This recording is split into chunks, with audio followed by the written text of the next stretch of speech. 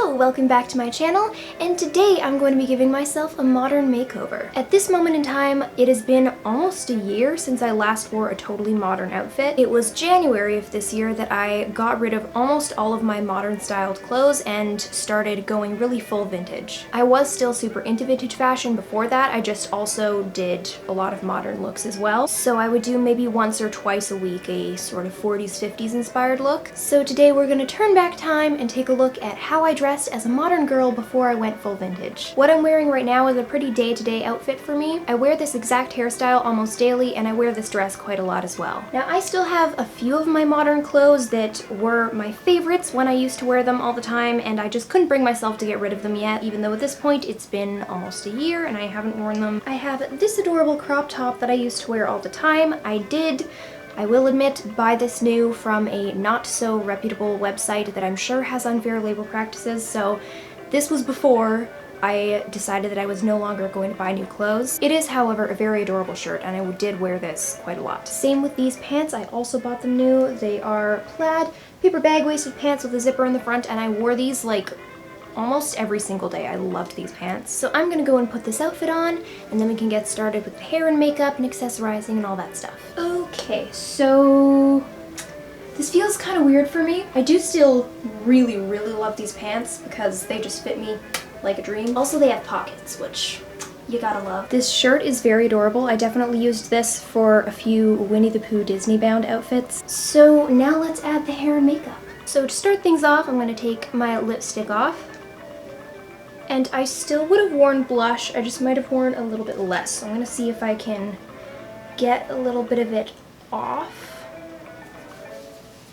Now, I have never really been a foundation person. I also would not usually have done anything to my eyebrows except for perhaps a little bit of a brush. So I'm gonna do that.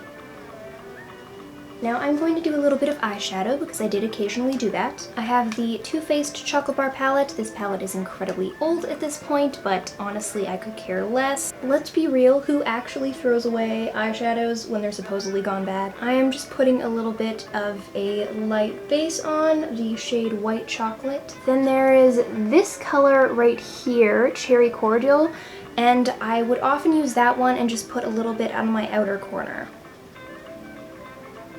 There we go. I don't know if you can really see much because it's quite natural. Then there's like a shimmery tan shade right here, Marzipan, that I would often put like right in the middle of my lid.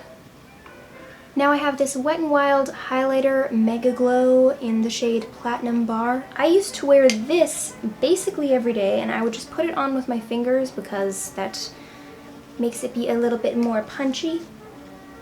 Woo!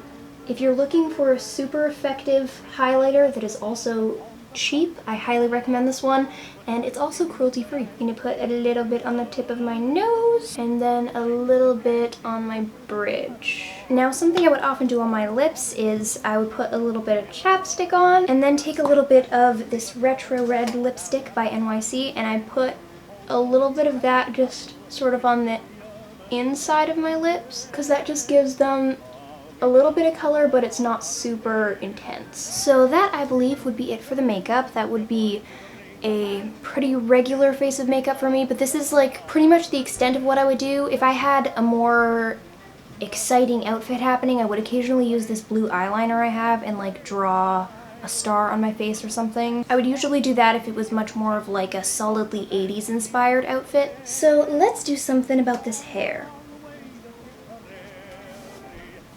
So some days I would just keep my hair down and not really do anything to it. Probably vast majority of the time I would do just a slick back ponytail because I was too lazy to do anything else, but I wanted my hair to be out of the way. But I will say that wasn't exactly my favorite as far as looks go. It was just convenient. But if I did have time in the morning, I would often do a sort of half up pigtail situation.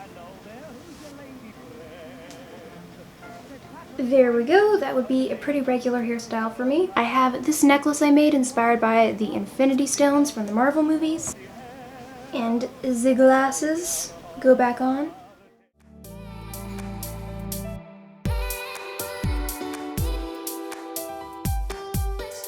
So there we go, that is the finished look. As you can see, a lot of the elements of my outfits were very geeky and nerd inspired. I will say that I feel very adorable right now. And this does still feel very me. It's just that 50s style, 40s, 50s style, and the sort of elvish look, I have so much fun putting it together, and like this was fun too, but there's something that's so very me about vintage fashion. And I guess you could still say that this is vintage fashion. This is very like 90s-esque. If I just had some butterfly clips going along here, we'd be complete. Something that I love about vintage fashion is just the actual history of it. Knowing that this is how my great-grandma dressed when she was my age. It's just so hard to explain why I love 40s and 50s fashion so much, but it is a very different feeling than this. Even though this also does feel very me, it suits my personality. Vintage fashion not only shows my personality, it also shows what I care about. I care about history, I care about antiques. So if you ever wanted to know what I look like as a modern girl,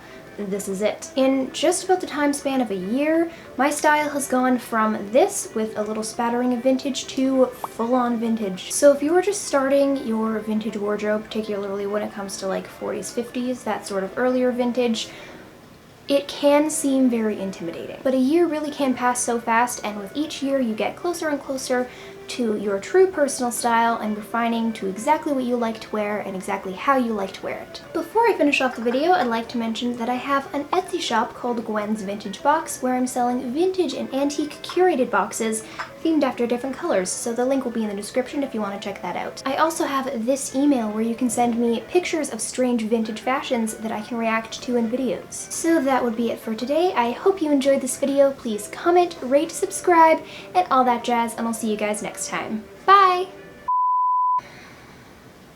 What was I gonna say?